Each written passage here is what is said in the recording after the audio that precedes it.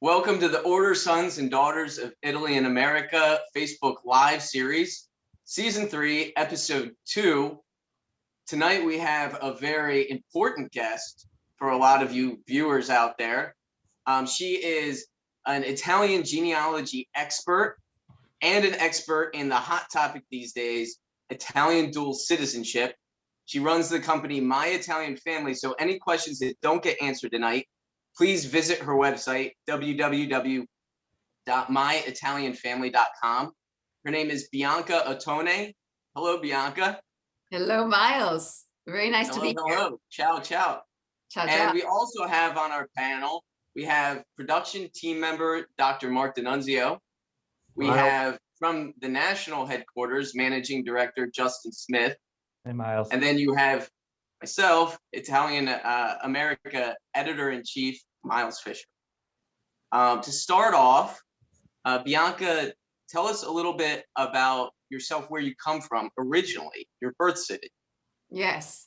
So I was raised, my birth city is really actually Milan, but we don't say it because I was there for maybe 5 days. So I was immediately taken to the town of origin of my father, which is Genoa, also the city of where Christopher Columbus lived for during his infancy, and the city where Andrea, where many other musicians, many personalities come from, and it's where my family is still there.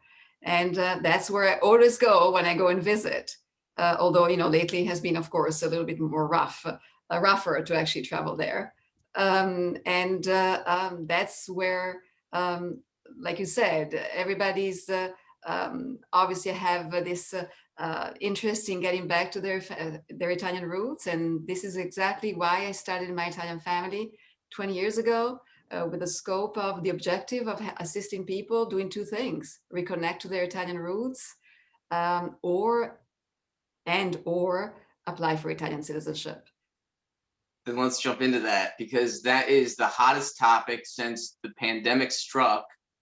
And I was wondering, why do you think so many people of Italian descent are interested in gaining their dual citizenship?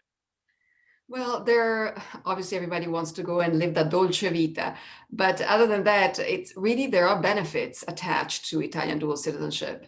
You may want to retire there, and there's no really need for an extended visa.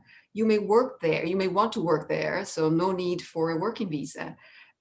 If you have children, grandchildren, eventually they will be able to even study there. And in addition, if you have minor children and you're going through your journey to Italian dual citizenship, well, they become citizens as well, automatically. Many people, when we go over the qualification requirements, they say, but you know what? Certainly, I will take advantage at some point, but I really want to go back to my roots. I want to go back and live the life of my ancestors. I want to immerse myself in their culture. I want to learn the language, even though if you are applying for Italian citizenship by right of blood, learning Italian is not a requirement. But I always suggest you become a citizen of another country, of your ancestral country. Don't ever forget to learn the language. I think it's a beautiful language, and the language of our ancestors, and we should make a little bit of effort to learn it as well. Now, what do you think? It's become a hot topic, especially since the pandemic. I'm sure people talked about it, and you got phone calls all the time before the pandemic. But why do you think, especially now, people have gravitated toward, really exploring the possibility of getting dual citizenship? Well, some say that it could be because now it's a status symbol, having a European passport. But I also think that throughout the pandemic, people actually found themselves with more time available, and they started to actually become more interested in the topic. This, dual citizenship became available officially when Italy allowed for dual citizenship, which was in 1992. But originally, it was a slow process until in the last 10 years. It's a knowledge that is now more widespread, and people have learned that they can actually possibly qualify. I believe that, social media, it's like I said, it's a topic that everybody talks, newspapers, everybody actually shares their experience in becoming Italian dual citizens. And so people are very much attracted to that. Okay, so there are a lot of people who are really interested. They want to apply, or they want to see if they're even eligible for dual citizenship. Yeah. So they contact you, they start looking into it, you help them. What are some of the common issues, roadblocks that they run into when they're pursuing it? Right. Well, there are obviously two types of roadblocks, I call them. One is really to be able to determine whether a person qualifies or not. So there are several qualification requirements that need to be met in order to even start the journey to Italian dual citizenship. And the qualification requirements really differ based on which family lineage the applicant chooses. Maybe they have, many times they can choose because they have several family lineages that actually they may apply through. They can have grandparents on both sides, mother and father, sometimes instead of grandparents, it's great grandparents. The most important qualification requirement, there are two. One is really the provide evidence that the ancestor was born in Italy. So the Italian birth certificate is always the qualifying document. The second thing is to make sure that the Italian ancestor born in Italy who came over to this country did not become a US citizen before the birth of the next in line. So the next of kin directly related to the applicant. Why is that? By becoming an American citizen, people would renounce to their Italian citizenship. So it's always that the date of the naturalization, not to be confused with immigration. One thing is immigrating to this country. One thing is to go through the process of becoming a naturalized US citizen, which was a fairly long process. Even today, 5 years minimum, 5 to 7 years. You would first have to reside here for a couple of years, then declare your intention. Then after that, wait 3 years before you could petition. After the petition was granted, then you could take the oath of allegiance, which is exactly the date when somebody would become an American citizen and renounce to the Italian citizenship. So that's why it's so important to see for whoever is the next in line in relation to the applicant. When was he born? Was he born before or after? Was he born to an Italian citizen, or was he born to an American citizen because the parent had renounced? So that's always the key. If the ancestor never became a US citizen, even better. They just have to prove that they never did. There are, of course, additional requirements that actually relate to female ancestors. Women could hold but not pass citizenship to their children until Italy finally became a republic. A new constitution was written, and now women were able to pass citizenship, but only to children born after January 1st, 1948. So many people are actually hit with this 1948 rule. They cannot apply. If they don't fulfill this requirement, they cannot apply here in the US, but they can apply in Italy by suing through the civil courts in Rome, basically by suing the Italian government on the basis that this 1948 law is discriminatory. And since the Supreme Court in Italy has actually rendered an opinion that it is, you can actually challenge it in court. And instead of going to the consulate, you basically have a judge that reviews your document portfolio, make sure that you fulfill all the requirements, and then decide. And then, of course, makes you an Italian citizen, considering that the 1948 rule is actually discriminatory. So there's so many qualification requirements that kick in, that this is always the first hurdle. Once you go over that, well, then, okay, the fun begins. Now you really have to collect all the documents. And when we say documents, all the vital records. Why? Because you have to link yourself to your Italian ancestor throughout the generations. Like you said, maybe it's a grandparent who was born in Italy, maybe it's a great grandparent. So the Italian vital records, proof of naturalization or non-naturalization, all the birth, marriage, death, divorce records, if applicable, of course, of your generation, your parents, grandparents, great grandparents, whenever, as many generations as as you have.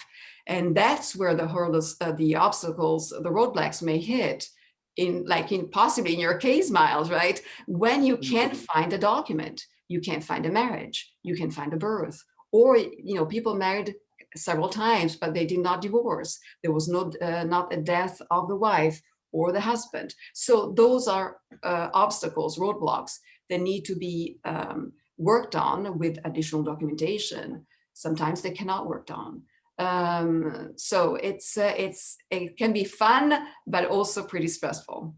Yeah, and I will say that your website, I know it can get complicated when somebody just explains to you if you're eligible or not, but your website really outlines it really well through any sort of family tree lineage. I've referred a lot of people there because they're curious if they're even eligible to begin with. And your website makes it very simple to find out, even just that first step. Yeah. Now, I know, Mark, I know that you have a very interesting question coming out of Florida. Yes, my lodge member, Andy Fricano, we talked before the interview at the pre-meeting, was born in Italy, has an Italian birth certificate, came over to this country at about age 14 and became a naturalized citizen. And as you said, had to renounce his US citizenship, or excuse me, Italian citizenship. Now, what does he have? How can he get back his birthright, if you will? It's unfortunate, as you said, but what is the process for Andy? Well, this is something that is very common and very unfortunate in many ways, because like you said, you were born there, you came over to this country, you become an American citizen because you've been living here for so many years, but you don't realize that by becoming an American citizen, you have renounced to your Italian citizenship.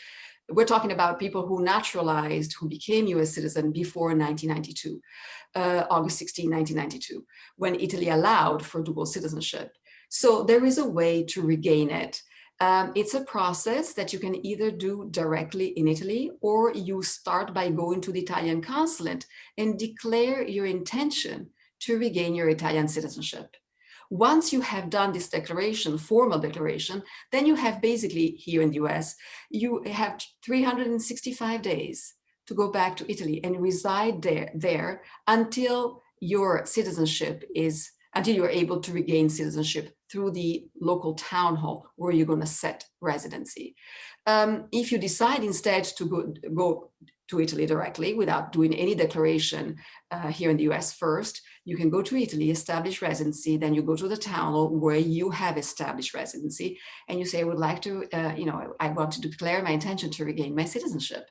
So the process can be as short as 2, 3, 4 months, as long as 1 year. So we always say you have to reside in Italy up to 365 days. Okay. I think that Justin has some questions from our audience, and if you have a question, put it in the comments section. We'll get it out to Bianca. Go ahead, Justin. We'll do our best to get them out there. No surprise, Bianca, the questions are flying in. I think this topic, reaches a lot of people, and a lot of people have, personal interest and invested in it. Before we get to the questions, I do want to announce and let everybody know that My Italian Family is an official partner and a proud partner of Order Sons and Daughters of Italy. And as a member, part of your member benefits is a special discount for My Italian Family. So you can go onto your member profile at osdia.org and get that special link. All right, so let's dig into some of these questions. And some of these are duplicates, so if I don't say your name, I do apologize. The first one that's been sent in a few times is, what can people expect on a time and cost for starting this process? That's a very good question. The time is really based on the availability of availability of appointments at the Italian consulate that has jurisdiction over the applicant, where the applicant resides. So if usually, I would say the majority of Italian consulates make appointments available 2 years out. So if you find an appointment today, your appointment will not most likely be 2 years away. So this gives you time to put together your document portfolio. After you have your meeting, and your meeting has been successful in the sense that they have accepted your portfolio the way you have presented it, they don't require additional documentation because you've already taken care maybe of amendments, missing documents. So you're saying that you fly through your meeting. Then the consulate takes usually between 12 and 24 months. I would say the average is really 12 months, up to 12 months, to send out the official letter stating, congratulations, you're now an Italian citizen. The cost, I would like to add, it's fairly popular to say, but I can go to Italy and apply there. It's so much faster. In a way, it is true, it is faster. But again, remember, you have to establish permanent residency when you move to Italy. So what does that mean? You have to either rent a place for about 6 to 12 months. You can, maybe you are purchasing some property, but the idea is that you just can't go there for 2 weeks and expect to become a citizen in 2 weeks. So make sure that you fulfill the requirement of residency, permanent residency, your physical presence there for at least 60 days. Then you can start traveling back and forth. But you're really demonstrating that you are residing there. In addition, you have to have a subjective reason to be there. I'm retiring. I'm spending some time here because I'm planning to work here. I'm studying my own business, so I'm studying. I mean, there are some rules to be able to do it there, but it's obviously an option which may not take 3 years. It may take 8 to 12 months. So that's definitely a plus. Now, cost-wise, well, the cost is obviously based on how many documents you have to collect. So if it's just, one generation, well, it will be certainly less expensive. But if you have to put together a very large document portfolio of 20, 30 documents, well, it may become expensive in the thousands of dollars. Collecting all these documents that have to be issued in a certain format, certified in order to be legalized with an apostille. The apostille is a legalization that allows these documents to be accepted by Italy as real documents, official documents. These documents then, US federal records, have to be translated to Italian. Translation is an additional cost. So overall, it's obviously in the thousands of dollars. Less if it's one generation to document, much more if it's 4 generations to document. In addition to that, the day you go to the Italian consulate, you will have to pay an application fee of 300 euros, which is about $340. That's basically the entire, that's your cost, okay? Difficult to quantify. Another popular question, and I think something that, as Italian Americans, a lot of us have seen, Giuseppe's become Joseph, Domenico's become Dominic. Do name discrepancies cause problems throughout this? Is it something that people need to legally change documents for? Or is that something that consulates just kind of accept, this person went from this name to this name and it's the same person? Really, this is a really nice question. So there will always be discrepancies in the documents, right? Because names from Giuseppe became Joseph, from Giovanni became John. That's normal and fairly acceptable.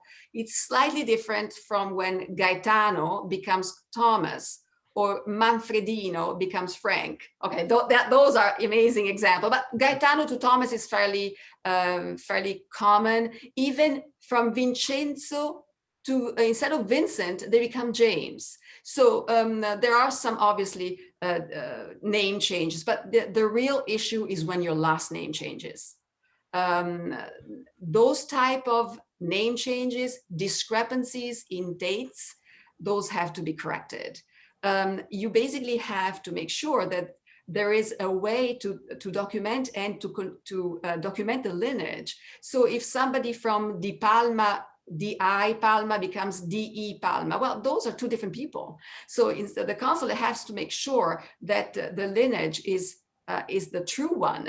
You can actually go all the way to the Italian ancestor, even though there have been discrepancies. So you may be asked to correct them. In fact, we always suggest if that state where the document was issued allows for correction, amendments, well, then absolutely do it.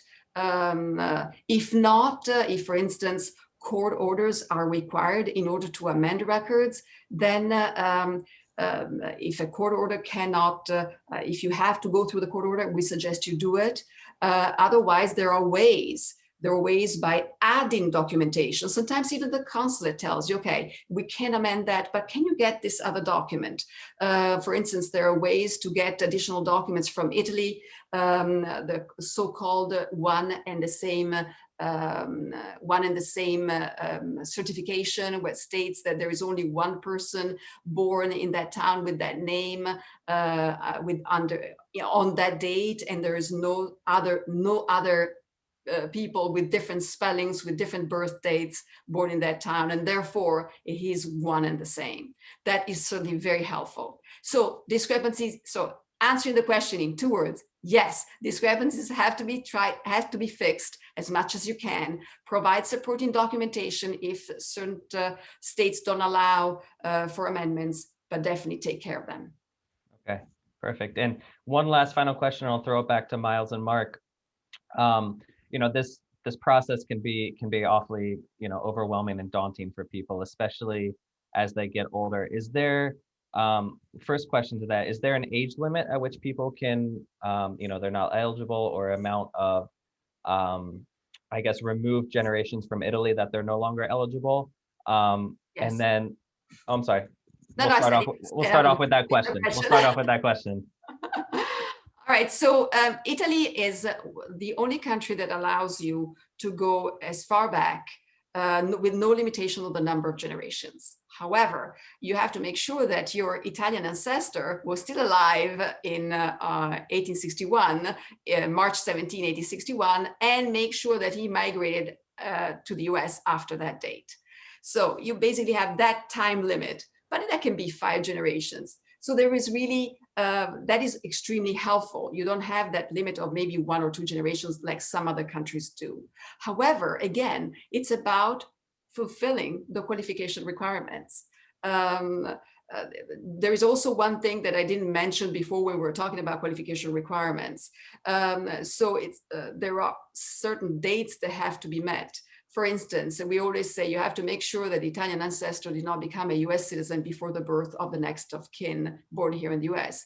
But what if the next of kin was born here in the US in 1904 and the ancestor was naturalized a year later? Well, you may say, I do qualify because he naturalized after. Unfortunately, no, that's not the case, because anybody who became a US citizen before July 1st, 1912, not only renounced to his Italian citizenship, but also renounced to that of his children, regardless of where they were born. So see, we have many, like I said, many qualification requirements. They all have to be met. But as to, that's one of the roadblocks, right? Determine if you qualify first. Don't start until you're certain. And the fact that you have an Italian ancestor is not the only requirement. That's something that I would like to remind everyone. Thank you, Bianca. I'm going to throw it back to Mark and Miles. Yeah, Bianca, one final question from me.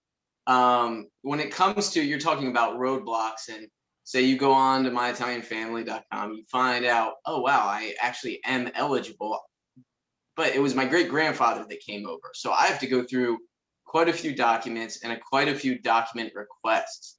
What kind of document requests have been the most difficult for individuals that you found, and for you as you help them try and retrieve these documents? Are there certain places where it's been really difficult to uncover them or get a hold of them when you're talking about roadblocks of this kind? Yes, the first thing, of course, that comes to mind is the qualifying document, which is the Italian vital record, right? Italian birth record. All family documents in Italy are only maintained in the exact town where the person was born. So knowing the exact town is the first piece of information that we need to find. Luckily, there are many sources here in the US that can be researched that may list that piece of information. It's so important. The exact town of origin, the date of birth, and of course the name, the original name. But researching US sources from census records, which actually will list the citizenship status, but also the year of immigration, ships manifests.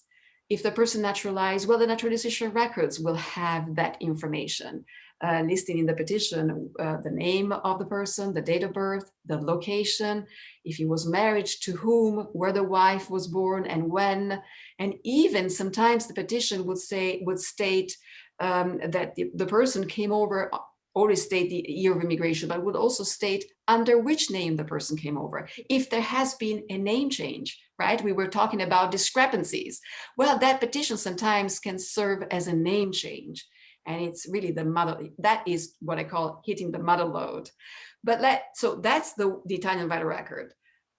Retrieving all the documentation, the qualifying documents such as naturalization records, you really have to make sure you have the documents that prove that you are eligible. Sometimes the ancestor did not become a US citizen. That's fantastic. So we'll get letter of no records from the local county. We'll get a certificate of non-existence from the federal government.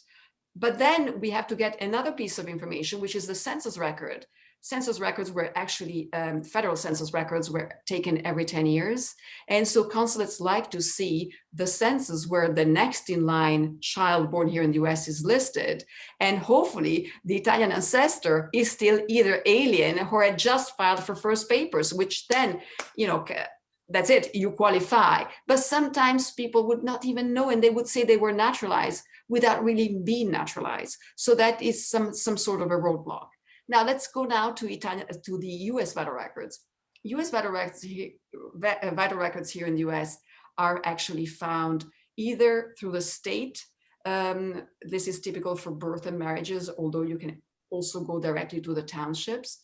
Marriages are actually kept at the county level. Sometimes, a marriage license, because the consulate will want both the license and the certificate, are kept in different places because you bought the license in one place and then you got married in another. So those are the difficulties sometimes that we actually encounter. Not finding sometimes the birth record of the firstborn here in the US. Why? Because sometimes they were only baptized. Or some states did not have the obligation to register a birth until later, 1907. For instance, I'm just picking up a date. So you have to have supporting documents, letters from that state that says, before that date, we did not record birth records. So there are other ways. Maybe, you can't find a birth record, there's only a church record. Well, then, perhaps getting the baptismal record, which is authenticated by the local bishop's office, and maybe also notarized and apostilled, legalized with an apostille, that may help you, in your quest to Italian citizenship, considering that there may be some documents missing, for instance. So I'm just trying to tell a little bit of a generic story where there are some obviously obstacles and how to overcome them if possible. Can you talk a little bit, we're running out of time, but a little bit about genealogical searches you've done in Italy, the most interesting ones, and how far back were you able to search for certain people's records, like 1500, 1400? Tell us about the more interesting genealogical searches, please. Well, I always believe that each genealogical search, family history, is beautiful. No matter how difficult it is or intricate, everything is so beautiful because it unveils a wealth of information that people were absolutely not aware that it existed. Every document weaves a story. It tells you what the family did for a living. It even lists where the child was born, and babies back then were born at home. So in the end, the address where the family resided is listed there. So this is fantastic. It's precious because then you can go and look for that district to see if even the house is still there. And sometimes you're lucky and it's still there. Sometimes it isn't, but at least you know where they were actually living. Records, can go, like you said, as far back as the 1400s with notary records. Church records started to be recorded around the late 1500s, early 1600s. So all of a sudden, you can actually unveil a number of generations. And everybody was recorded. So it was not something that only a few lucky ones could be recorded and other or not. Everybody was. Every priest, after this Council of Trento, that actually required priests to record all their parishioners, everybody did, everybody was. So that's why I think that every family history is really unique, because of the amount of history that can be unveiled about the not just the local, the history of its own, of your own family, but the history of the town. What happened. First came Napoleon, and then all these succession of people who dominated those countries. So that is what makes us what we are today, and that's why I think that's so important to learn where we're originally from. Thank you. Thank you for being a guest tonight. It was an extremely informational segment. And Justin, you want to roll final? If you're watch us every Wednesday at 7 p.m. Eastern Standard Time for our Facebook Live interview series. We have exciting guests, as you can have seen tonight. Next Wednesday, Joe Piscopo is going to be on. So nice. Look forward to that. So if you're interested in becoming a member, www.osdia.org, and just follow under the membership options tab, and you can check different ways of membership. You can follow us and like us on our various social media platforms, Facebook, Twitter, Instagram, YouTube, Pinterest, LinkedIn. We're on all of them. So again, if you're interested in becoming a member, our website is extremely informational. And if you have an email question, nationaloffice@osdia.org. Again, thank you to our guest, Bianca, and our great host, Miles, and our moderator, Justin. It was a fantastic show and very, again, informational, and helped a lot of people, I'm sure. And we're very happy to be partners with you at My Italian Family. So thank you again for doing that. Grazie. It was really an honor being here. Thank you so much. Thank you, Bianca. Thank you, Justin. Thanks a lot, Bianca. Thank you, Miles.